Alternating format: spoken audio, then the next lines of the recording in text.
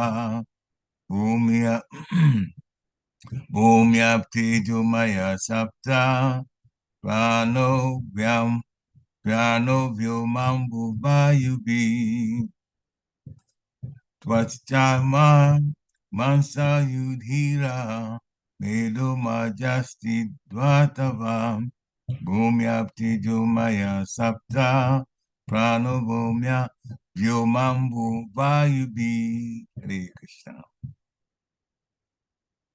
Anyone who wants to chant can do that. Okay.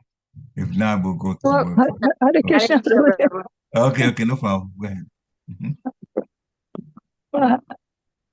Svacharma mamsa rudira medo majasti dhatvaha bhumya aptejo maya saptaha prano vayo mambu vayubhihi.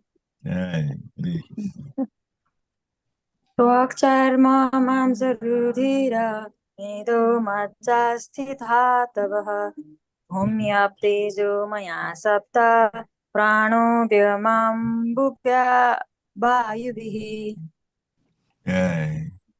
Vakshirmamam sarudhira medo majasti dhatava bhumyapa tejo maya sapta prano vyamambu vayubhihi. Krishna. All of us have said. So we'll go to word for word now. Twa, the thin layer on the skin.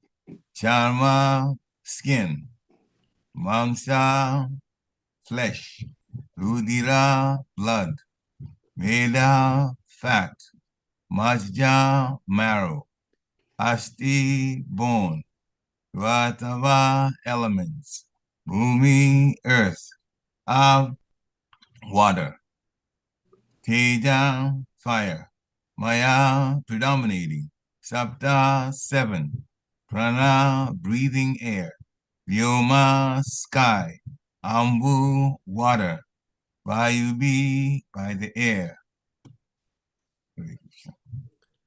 Translation by His Divine Grace A.C. Bhaktivedanta Swami Srila Prabhupada.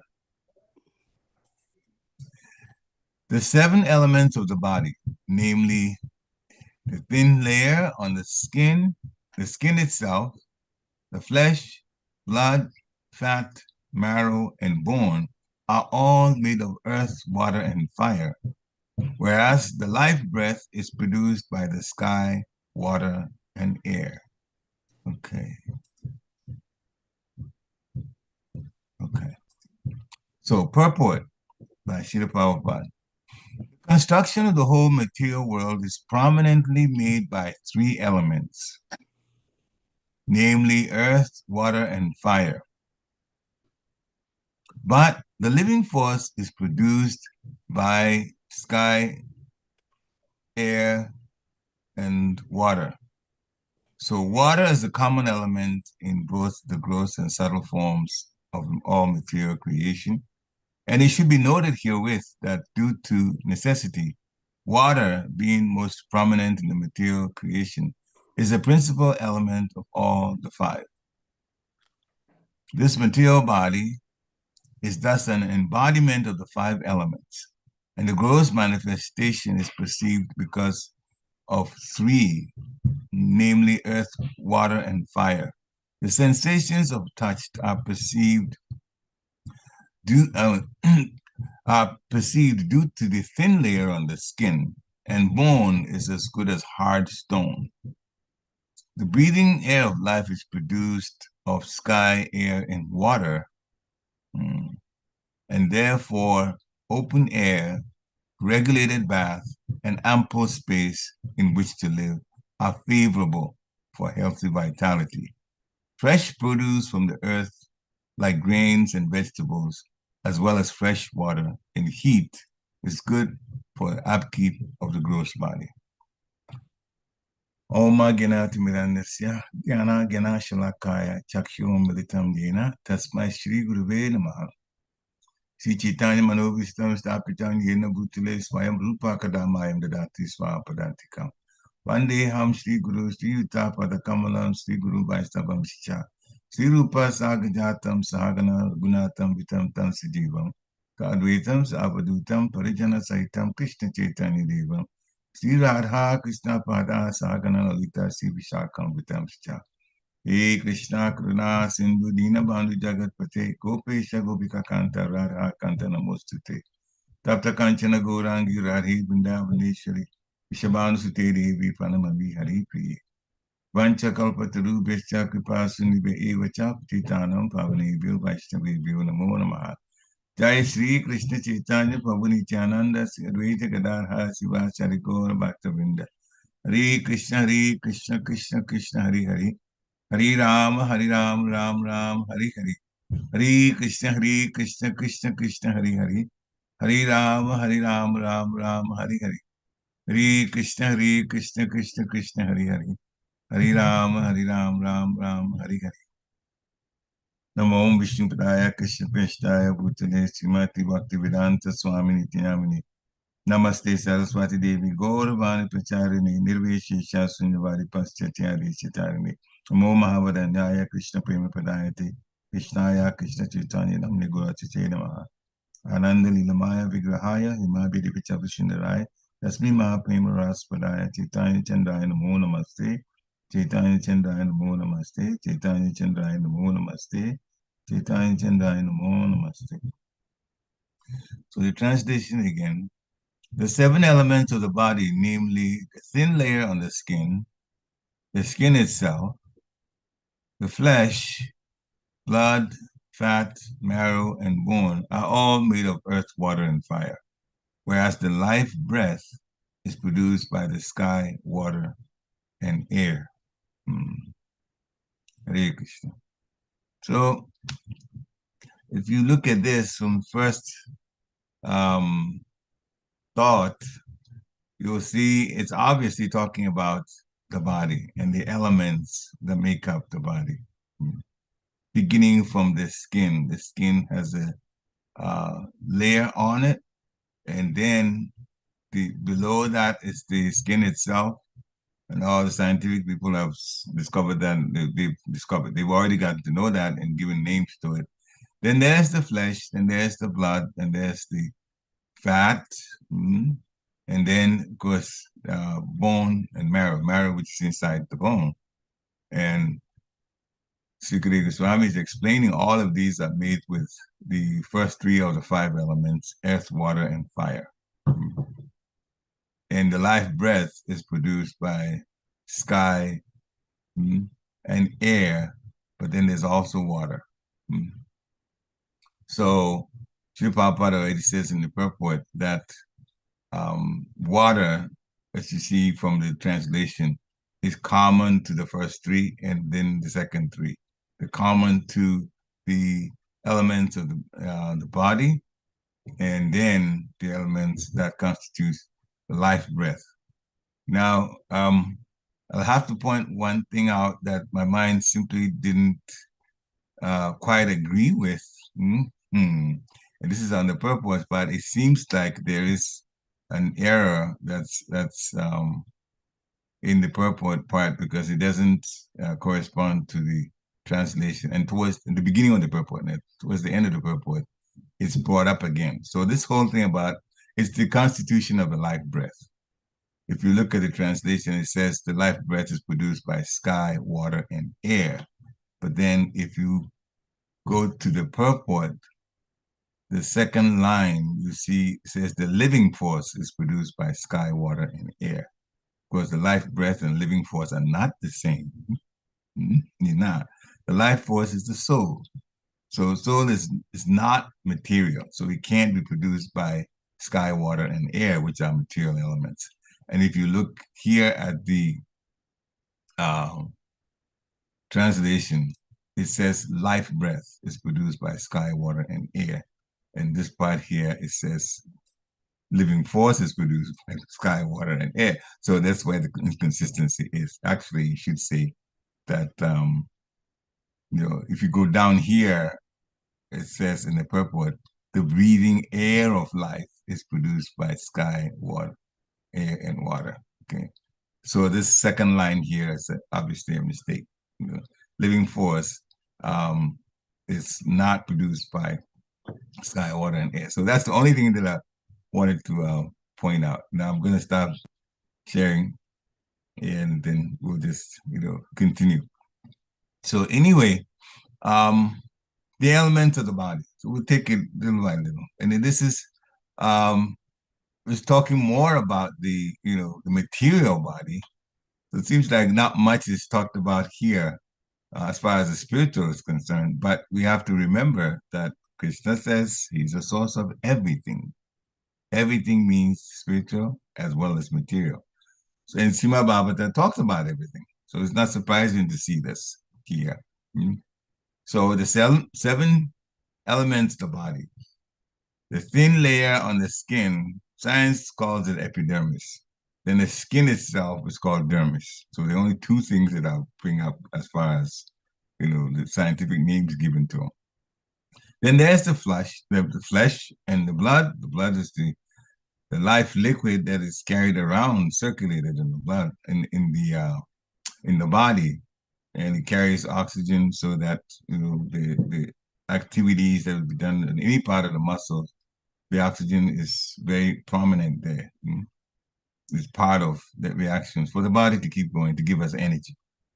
Fat, again, is converted to energy. It's stored and it's converted to energy when it's needed. That's why when we're not supplying fat to the body, that is when we are fasting, then the fat that is stored, it gets used up and then the person becomes smaller in weight. It goes down like that. Then the marrow and then the bone. But Srila Prabhupada says they all made with earth, water, and fire. I think we can perceive easily how earth and water constitute this. The blood is liquid, definitely water is part of it. The skin and the flesh and the bone, those are all solid things. So basically the earth is a solid. It came from from the earth, from the soil. The elements are all in the soil. So how does fire play a role in this? That's the one that's a little bit difficult to see. Well, it's not as difficult if we consider the fact that fire is the source of heat. Fire is the source of heat. Things that are hot have to do with the presence of fire, whether we see it or not. So there's a lot of heat in the sun, and the sun gives us light also. So light and heat come from the sun. The fact of the matter is that we perceive things based on based on our temperature, our body temperature. Anything that's higher in temperature, has more heat than our body temperature, we say is warm or it's hot. Anything that's colder in temperature or lower in temperature than our body, we say is cold because we touch it and we say, I'm feeling that it is cold. But there is heat in everything. Even when it's cold, it doesn't mean there's no heat. There's less heat, but not no heat. There's less heat. So a little bit of it will have to be, perceived from the point of view of science, but we won't go too deeply into it. So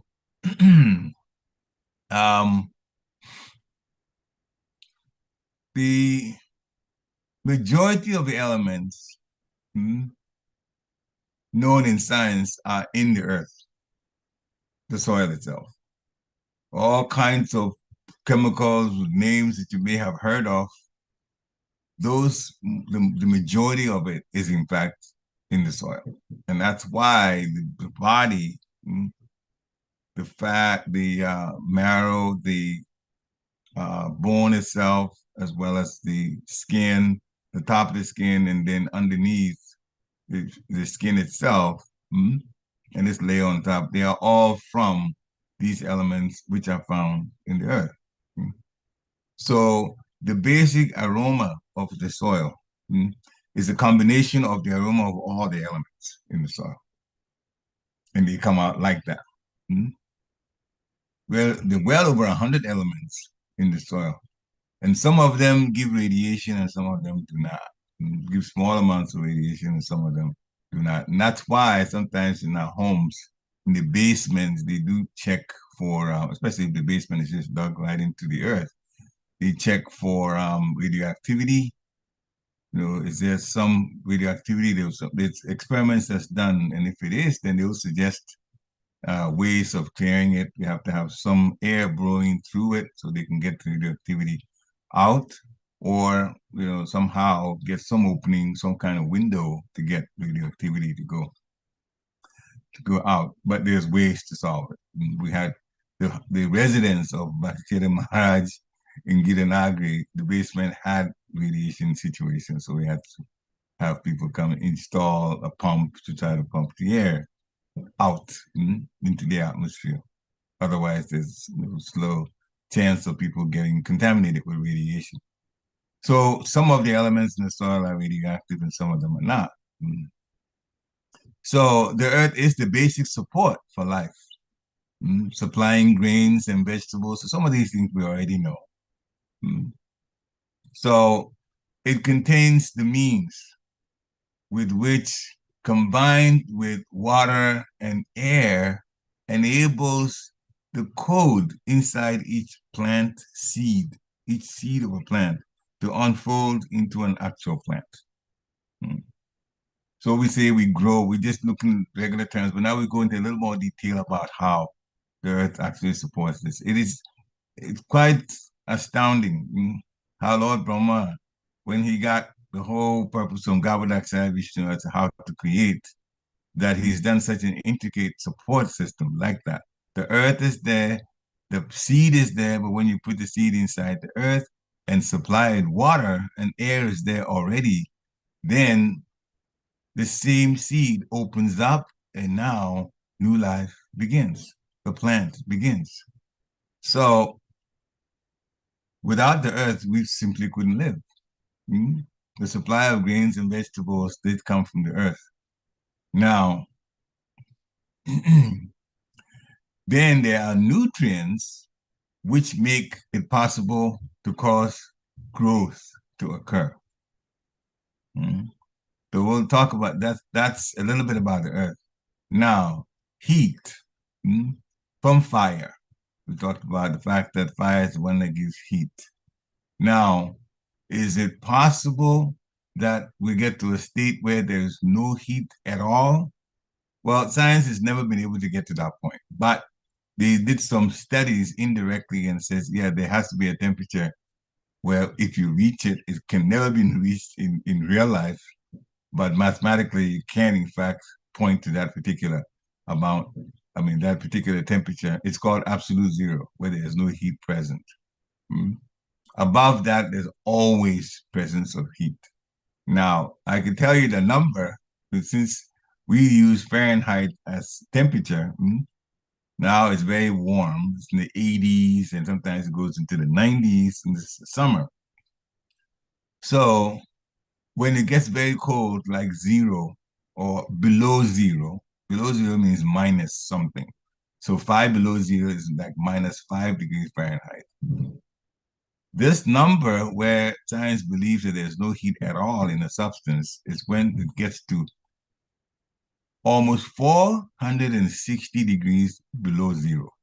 That low, 460 degrees below zero. Nobody's ever been able to get there, but from things that have been studied, on other temperatures, and when the cooling process is initiated and the temperature is going down, measuring heat, they can get to a point. You just simply plotted a graph and they say, okay, well, graph is up to this point, but if you extend it all the way down to where it cuts the axis at zero, then this is the temperature you're going to get, 460 degrees below zero. Now, our normal body temperature is almost 99 degrees. It's 98.6 degrees Fahrenheit. So anything above 98.6 degrees Fahrenheit, we say it feels warm or very hot. Anything below 98.6 degrees Fahrenheit, we say it's cool or it's cold. So this is how we tell temperature. Now, the life breath. That's interesting because Bhagavatam always teaches us something, even when he talks about basic things. There always is something we haven't heard of yet, the Bhagavatam talks about. And in this case, the life breath. Now, it contains water, air, and sky. So we'll start with the one that we know, air, because we breathe in and breathe out. So our life breath definitely has air. The air component, there's no doubt about it. So the other parts of it is sky and water. So how do they constitute life breath? Now, the answer is in the same Bhagavatam. Without the Bhagavatam, we could never figure it out. But it's another part of Bhagavatam. So we'll get to that and explain that. So it's two things. The life air, water, and sky. Or that those are the responsible for the life breath. Okay, let's look at the water part. We know air, we breathe in and out, so that's there. But the air is not totally dry. It has some humidity in it. And as long as there's humidity, humidity is caused by water. So the air has water in it too, the one that we breathe. So we breathe the water, the air, but it's to some extent humid air, maybe less humid, maybe more humid. It just depends on what it is outside, in the temperature, in the air outside. That's what we're breathing. And even if we have an air condition, we take some of the humidity out, it's only some that's gone. The rest is still there, and that is the water component. True enough, it's water vapor, not like liquid water. It's water vapor, but it's still water. The chemical component is water. So the air has some humidity in it. And so the life air also has humidity. Therefore, water is part of it and air is part of it. Now, the only point to describe now is sky or space. So in the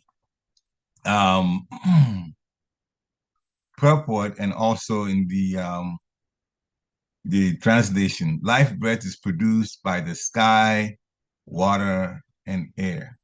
Okay. Now, other parts of the scriptures connect sky with sound. With sound. Sky is made of sound only. You see, and literally, Prabhupada explained that. So, what's the sound part in the life breath? Well, every time we breathe, there is sound that comes with it. Always. The most prominent of sounds when we breathe is when we start snoring. Then it's very obvious then, that the sound is part of it. But even the regular breath, if you simply put a microphone close to somebody's nose and they start breathing, you're going to hear it. The microphone will amplify the sound that comes with it. So every time that we breathe, there is sound. And sound is produced from sky. And that's how sky, in this sense, indirectly connects with the life breath. So life breath is composed of water, which is the humidity, the air itself, which we know, breathe, and the sound part of it, which is responsible or produced, or whose source is the sky. Then water. Well, now we can look at a few things concerning the water. And Srila Prabhupada has quoted it before, therefore I'll just repeat it, even though it's actually chemical in nature. So water is classified as the universal solvent. In science, we say it's a universal solvent because it dissolves so many things. It can do that. And this planet that we're on, Earth, has more liquid water than even has land. There's more ocean taking up the space of the Earth than there is land. So water is a whole lot of the composition of this planet. You talk about the seas and the oceans and so on. It doesn't take much. Just look at a globe and look at all the places, the countries, and just look at the land, and you can just literally eyeball it and look at the oceans and how much space they take. You realize that there's more water or ocean than there is land, actually, at this point. Mhm. Now, so water is made up of just two elements, hydrogen and oxygen. Mhm. And there are two volumes of hydrogen and then one volume of oxygen in water. But it is the basis for so much of things that occur in our lives. Water is extremely important. We know we don't have water, we get thirsty. We have to have water. But water does a lot of the building of the blocks that are in our system, and also the different reactions that go on in our bodies. Water very much plays a role there. The earth is the backbone of the soil. Backbone of the soil, the earth itself has one backbone. That's what I meant to say. That backbone element is carbon. That's the backbone of the soil. All other elements are coming off a carbon skeleton. It's almost like we have our back, we have our spinal cord and many nerves, and they connect to that. It's like that in the soil. Carbon is the main one. So carbon, hydrogen, and oxygen are very, very, very important. Carbon, the base for the soil, and hydrogen and oxygen, the components in water. So that's, parts of the gross body. Now, in Srimad Bhagavatam, now we can stop talking about the things that are material so much. Canto 2, Chapter 4, Text 22. So the sky, since we mentioned earlier, is made of sound only, as Sri Prabhupada explains, but there is mundane sound and there's transcendental sound. And that's what pertains to our life here in Krishna consciousness. So before the creation, the Lord was there, Narayana Paro Vyakta. The words spoken by this Supreme Personality of Godhead, those are sound, but those are transcendental sound. So there is mundane sound, and then there's transcendental sound. And Srila Prabhupada explains is that there's a big, big difference between the two qualities of sound, prakrita and aprakrita. The scientists only deal with the prakrita sound, the sound vibrated from in the material sky, So the sounds that are aprakrita, supernatural sound, that is from the Supreme Personality of Godhead. Those are the Vedic sounds. And one of them that's very prominent in our life now is the sound of Hare Krishna, Krishna Krishna, Hare Hare, Hare Rama, Ram Ram, Hare Hare. Although we use our physical body and the breathing to get that sound is not material sound. We are fortunate enough to be able to vibrate it with our material body and with our life breath. This once we're speaking, we're also breathing out. Especially, everybody speaks, they breathe out. Sound comes, that's why we breathe in again after we speak for a while, because we're breathing out at the time we're speaking. So the sound vibrated from the material sky, that's called Prakrita sound. Prakrita, the sound, material, Prakriti. And what's not, aprakrita, that is the sound from the Supreme Personality of Godhead. So that sound was from the Lord, first given in the cyclic succession to Lord Brahma. And Brahma gave to Narada, and Narada to Vyasa, and so on. This is what Vyasa used in order to come up with the Vedas. Now, no mundane scholar can translate or reveal the true import of Vedic mantras. Vedic mantras are aprakrita sound, supernatural sound. So these mundane scholars of today, they have no idea. They can't be understood unless one is inspired or initiated by the authorized spiritual master. So for us, the Vedic sounds are very much connected with our relation to the spiritual master and the spiritual master teaching us. The original spiritual master is the Lord himself, that's there. And the succession comes down through the parampara. So Bhagavad Gita explains that. And we talked about a little bit of that. Now, so the material world, a little bit has been described here in general about the body, its content, and the life air, or the life breath, as that was put. Now, the problems of life that science has not been able to solve. And this was a section that I got a conversation or an article, part of an article written by His Holiness Satsuru Das Goswami. Very, very important point where Srila Prabhupada was raising, but today, this time he talked about it in such a way that it was quite astounding, quite noteworthy. So Satsuru Das Goswami, at that time it was called Satsuru Das, he wasn't Goswami yet. This was very early in the movement time. He was working as a social worker in New York City. Srila Prabhupada was finishing 2nd Avenue in New York City. So they would come, those who knew about him would come to his classes and so on. Satsuru Das Goswami at that time, Maharaj, was one of those new early members of ISKCON. So he said he was sitting at his desk, social worker, was answering phone calls coming in.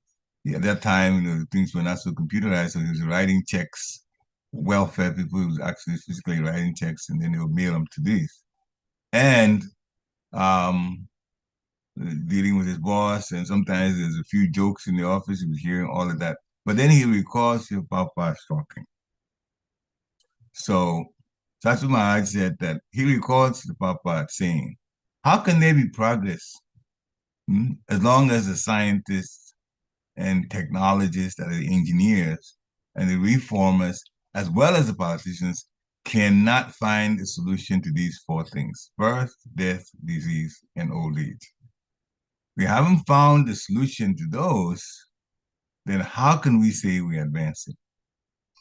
So then Srila Prabhupada proposed that there's an actual solution to birth, death, disease, and old age. And until we have that, we cannot claim to be happy, or we cannot claim that we're progressing. Unless that solution to birth, death, disease, and old age is made clear to everybody, and we live according to that, then how can we be happy? Because birth is difficult. Mothers can tell you that. Children don't speak when they're being born, but they go through hell, literally. Now that we know how a baby gets born, even the very tube that the baby's size, so much bigger than the tube coming through that and coming out. I remember when my first child was born, I was in the room for delivery, and when that child came out of the womb, she was visibly tired. You could just see she was very, very tired. Even the little baby, I could tell she was tired. And he just laid there. And a thing just crossed my mind, wait a minute, is she okay? Is she alive? And as soon as I thought that, she moved her little hand. And she moved her hands, oh, she's alive. She was just very tired. The process of this coming out is not so easy. So birth is not easy for the mother or the baby. And death, when the body is just shutting down, all of the senses are shutting down. Every one that shuts down gives us great discomfort because we're not used to that. Then disease, needless to say, in old age, if you're young, you don't know what it's like to be old, but because you don't remember this lifetime, how it's like to be old. But those who are old now, they know a few decades back how more cooperative their bodies were. And now So many things you can't do. And those who are younger, all you have to do is look at the older person. You can go right by them easily because they walk much slower. Sometimes they need a whole lot of help, and sometimes go to the grocery store and you look at the parking lot, and an old person is getting out of the car to go. It takes them a while to get out. Or a diseased person, same thing.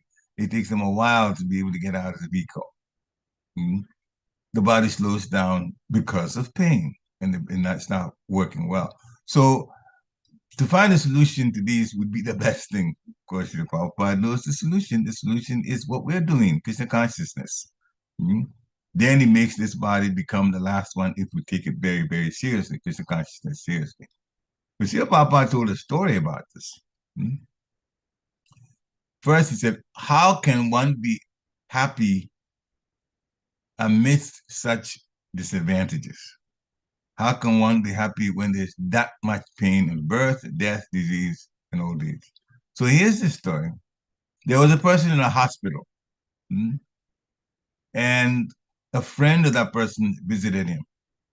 This patient in the hospital was sick, obviously, in bed, not able to move. He couldn't even eat. He was being fed intravenously. And they weren't really bathing him back, so his body began to give out very foul odor.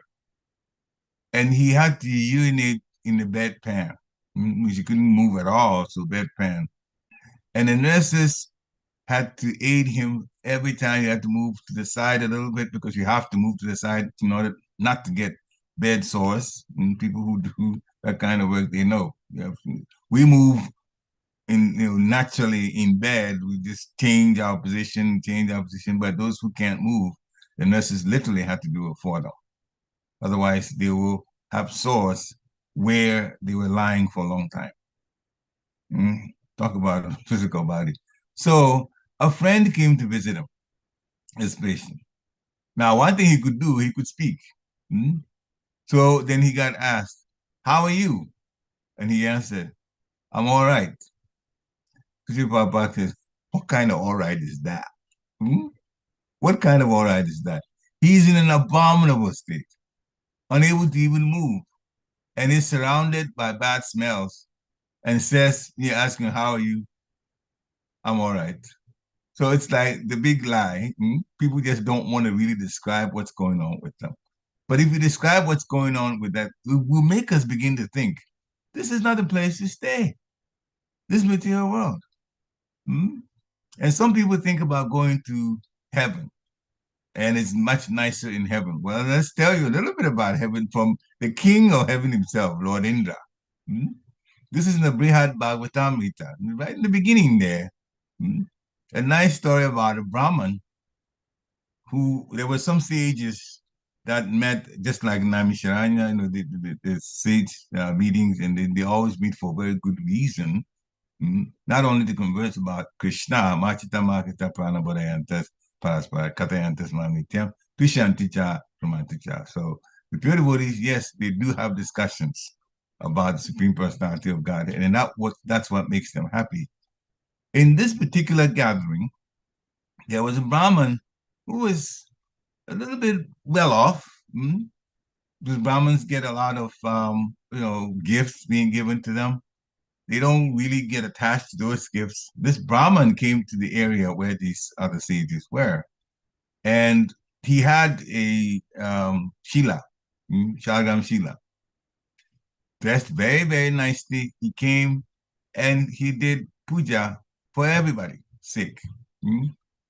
He offered boga to the Shalgam deity, closed the offering, gave to the Supreme Person, gave to all of, because Supreme Personality God is the Shalgam Shila as an offering first, and then gave the Prashadam to everybody present. Everybody present. Not just the sages only. There were sannyasis present, there were Banapas present, there were Grahastas present, there were Brahmacharis present. It was a large gathering. And when he had finished all of that service, he turned around and he gave in prayer that whatever spiritual credits he's gotten from that activity, he wants to give back to the Lord. This is what it says in Bhagavad. Now, then he was getting ready to leave. Now, as he was getting ready to leave, he got stopped by a very renowned saint whom we all heard of very well, and that was Narada Muni. This Brahman was not aware that Narada Muni was in fact in the congregation that was there. All this time he was there, but he was in the back and he didn't see him. He didn't see Narada Muni until he got ready to go. So Narada Muni now appeared before him and he said how impressed he was, but how the Brahman went in his mood and how he supplied, everything that he did. And Narada Muni was praising him that the Lord's been so kind to him. He's a little better off and he's still using what he has to serve the Supreme Personality of Godhead. Yat karosi, yat asnasi, yat jihosi dadasi, yat, whatever you eat, whatever you offer, whatever, give to the Supreme Personality of Godhead. This is how we become happy. Anyway, so Narada was impressed with this Brahman. And he said, you have gotten the favor of the Lord so nicely. Now, the Brahman patiently listened, and then he said to Narada Muni, I don't think that I have as much favor as you're describing that I am the best in terms of humility and the way in which I did my, the puja and all of that. But actually, there is a king not so far from here. His kingdom has so many temples, and he himself is a great devotee of the Lord, and he's ruling in such a way that the citizens have become more and more God conscious just because of the king's example. He's a better person. He's more fortunate. He's more giving more attention, and I think he's blessed more by the Lord than me. So if you want a person this is a Brahman speaking now. If you want a person that's really gotten the favor of the Lord, I think you need to go see him. Now Narada is used to traveling, so he left and he went to the king. And sure enough, looking at the kingdom, there were so many temples, and the Varnashram system was definitely in effect there. And the king was very much loved by the Praja, the citizens. So he met the king, and he was praising the king for how he was ruling and so on. The king said, me? I'm not anywhere near how you're describing me. But if you want to see a king, the king is the king of heaven. Indra himself. He has much more favor from the Supreme Personality of Godhead. And not only that, the Supreme Personality of Godhead even became the younger brother of Indra. This is Vamana from Aditya and Kashyapa Muni. So if somebody needs to be, praised to that extent, it will have to be Indra. So then Narada Muni went to the heavenly planets, to Swagaloka, to see Indra. And Indra actually was going through a puja also, again for the Supreme Personality of Godhead. Narada Muni was impressed by how he went about service to the Lord in that way. So he praised Indra. And Indra says, with all due respect, Narada, why are you making fun of me? That's the first thing he said. It's put like this, why are you making fun of me? Me? I'm the one? The heavenly planets? Then he began to describe, and that's why we're talking about this now. Just get to the point here. Indra, the king of heaven, was saying, oh, people think we are so peaceful and happy, but we give ourselves problems with rivalry. Sometimes we are envious of what other people have. Rivalry is always an issue that bothers us, and that's just one of them. That's among us in the heavenly planets. And then there's also the Daityas, the demons from Diti, Daityas. And at any time, they can attack us. And they're just as powerful as we are. And sometimes we've had to take, forms like sannyasis on the earth, and we've been driven out of our kingdoms. And so Indra just went on and on explaining. So we say we're going to be happy. But Indra, the king of heaven, he himself is saying that sometimes the demons, the Daityas, they take over. And when Bali Maharaj, especially in the Indra quoted Bali Maharaj, when he took over, not only did everybody get driven off, Surya got driven off, Soma got driven off. They had to leave all their kingdoms. And Bali appointed demons to be the sun god and the moon god. Literally replaced them. And Indra's throne was taken away from him. And in those situations, they have to hide. So when I read that, I got to thinking, this is a heavenly planet where the king of heaven himself is saying that. But he was making that point to remind Narada Muni that I can't be the most fortunate when these things happen in a heavenly planet. And so we are always taught, don't consider the heavenly planet as one place to come get or to go to get some relief. Material energy is difficult. The material world is difficult, but it's difficult everywhere, even in heavenly planets. So that's even a short form of how Indra answered. He said a lot more things that were plaguing them in the heavenly planets. Yes, there's extensive sense gratification that's there, but peace of mind is not 100% there. It never will be, not as long as the Daityas are there. One little mistake, and they all get affected, and the demons able to overthrow them and take their abodes in the heavenly planets. So this is going on. The only place is to get out of the material world altogether and then go to the spiritual world. And how fortunate we are that we're now getting opportunity to prepare to go to the most versatile of all of the planets in the spiritual world, Golok Vrindavan. And on top of that, we've been given an opportunity to go by getting a break even in the chanting. We were supposed to do for a Vaishnav 64 rounds every day, but we do 16 rounds as minimum, showing the mercy of a spiritual master and the mercy of Krishna. So we definitely have to take advantage of the situation we have now and go back. Now, so things have been described as the constituents of the body and also the life breath, but these things are temporary. That we need to be aware of. There is no solution to birth, death, disease, and old age from the material standpoint. Only life in the proper life, the spiritual life, in the age that is current, that would save us.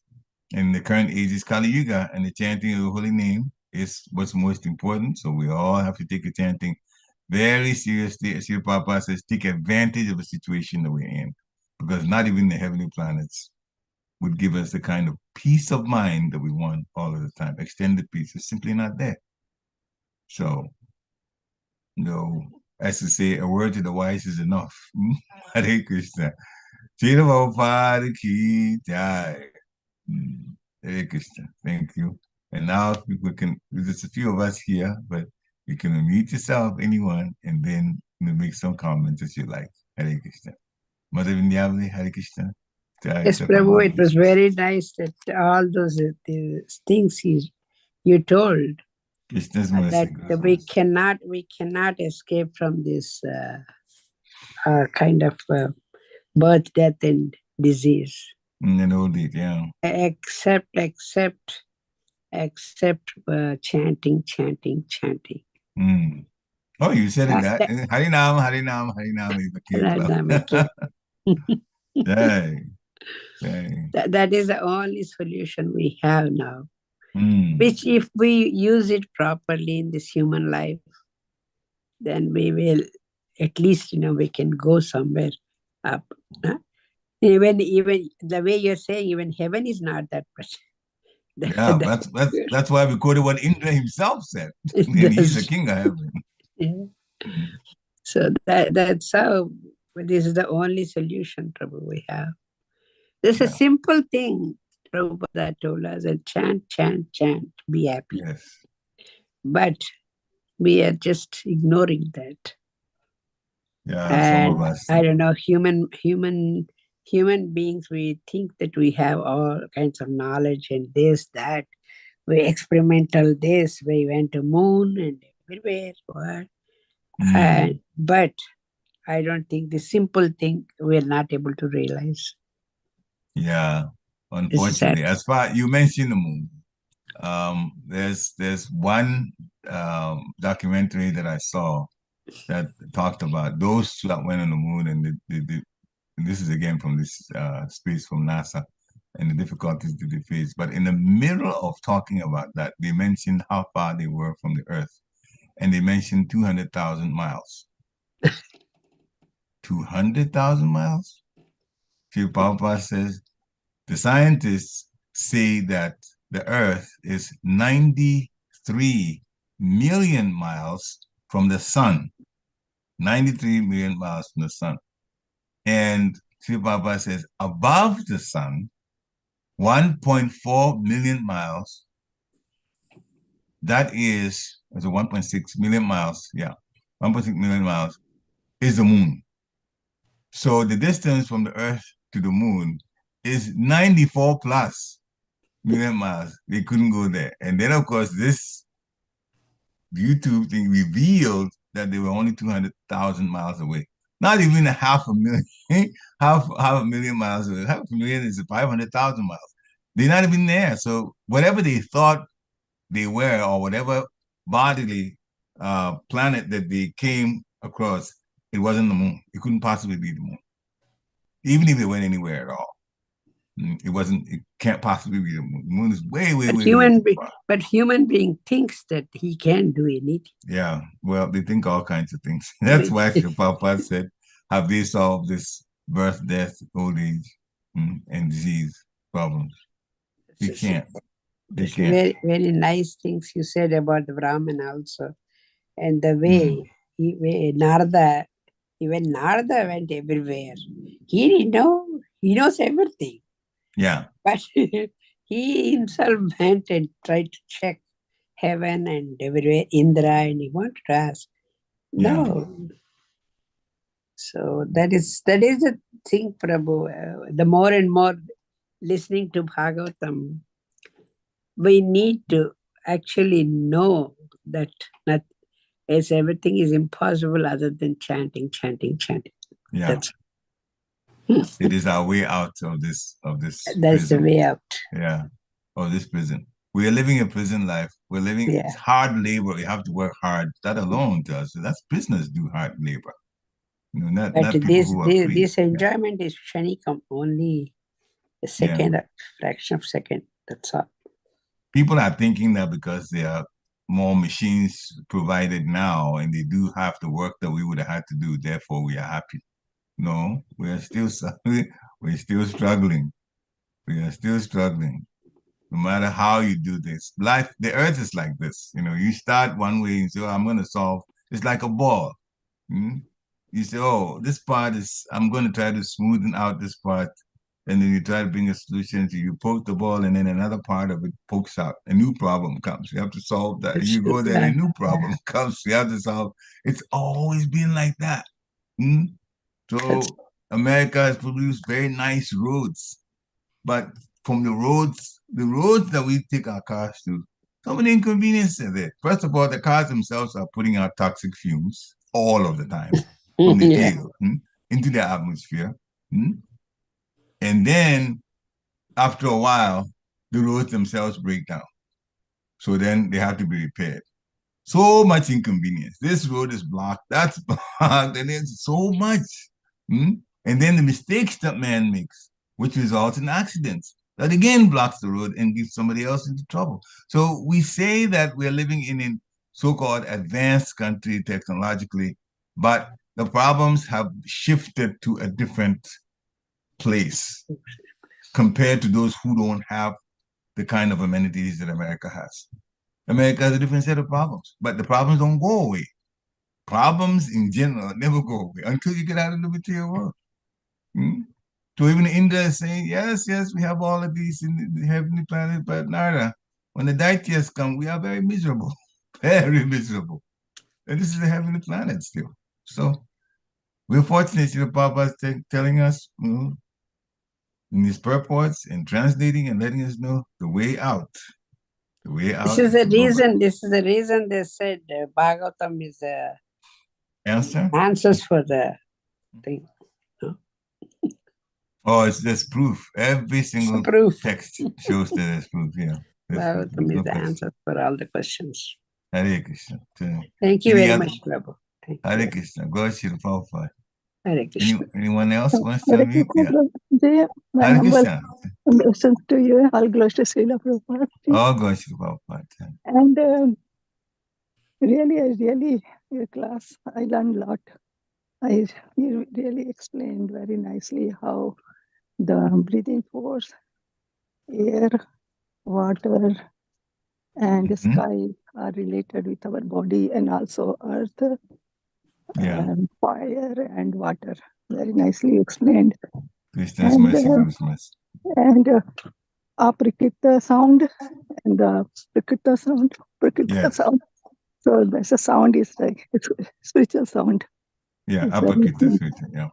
Prakrita. Very important. And also other stories really makes me feel humble. we are not, we have to do a lot.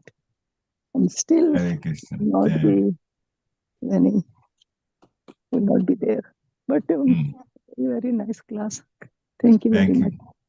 Thank you. All glories to Srila Prabhupada. Mother Vidyavali, yesterday, there was one point that you asked a question about, and I think I danced around it a little bit, didn't really quite get to it. This is the Annamaya, Pranamaya, Manamaya. Yeah. And you had asked about, I think you had asked about Pranamaya. So Anna is food. Yeah. Anna is food. So Annamaya is the person realizing we have to eat to live. Then prana is a life air. Life. So yeah, that's the person feels they are alive. This is all basic things. But then manamaya is thinking. Yeah. So that's the first thing. After last one is Anandmaya. Anandmaya, yeah. That's when somebody comes to Krishna consciousness and they begin to live according to the instructions of Krishna consciousness as part of their lives. Then they will get to that stage of Anandamaya. Yeah. But initially is people living to eat. And there are some people who live like that. There was one woman that told me, I was shocked. This is about an hour away from where we are here in the Harrisburg area. This is a state college. And at that time, I had a small business we had started, and we were giving out soap and massage oils and those kind of things. We were making them from natural products. And the owner of the store told me, we live to eat. I said, my goodness. We live to eat. And she was serious about it. You know, this is an Oriental woman that made that comment. I said, see, how little they know about life. But what to do. This is so simple, Prabhu. We live to eat to live. Because we make money to eat. Yeah. And we eat for again making money. Yeah. The same thing. But you see, her life didn't have anything spiritual in it. There's no understanding that we're not these bodies, and so that was what the baby started chuckling about it. And there was another woman that I met again in the same business. This one was in New Jersey. It was an older white woman. Went to a store and we began to talk, and she was quite religious, Christian. So we began to talk about God to be, and I found it very interesting. If we're going to talk about God, I definitely would hear it. So she mentioned those, and then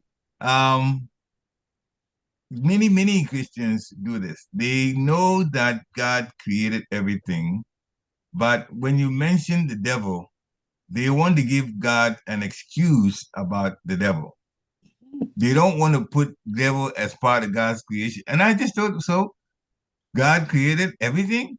Well, then God created the devil. She didn't want to accept it. I said, God, but she doesn't know why God has created the devil. Maya is there, because now Papa has explained it. Maya is there, and he tempts us to do the wrong things tempts us. He doesn't force us. He just tempts us. We do or we don't, because we have a free will. But as the Prabhupada has explained, Maya wants to be sure that if we really want Krishna, then we are prepared to live according to Krishna's instructions. Otherwise, we shouldn't bother Krishna. And that's why Maya comes up with one thing after another to test us how determined are we, and to see how determined we are to be Krishna conscious. That's the whole point of Maya's.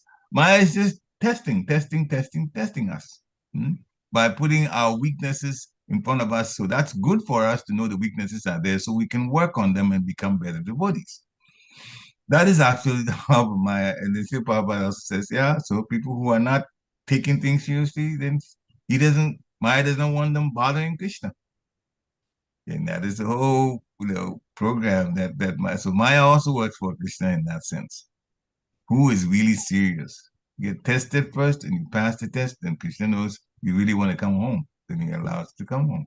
Because there's so much mercy that's there too. But we have to be putting in the effort to try to go home. Hare Krishna. Thank you very much, Prabhu. Krishna's mercy. I small question. Yeah. It's small, not small for me. So how do we discipline ourselves in doing bhakti? Sometimes I'm not satisfied. I do something here and there, but not satisfied. I feel like I'm not doing it in a regular way or in a disciplined way.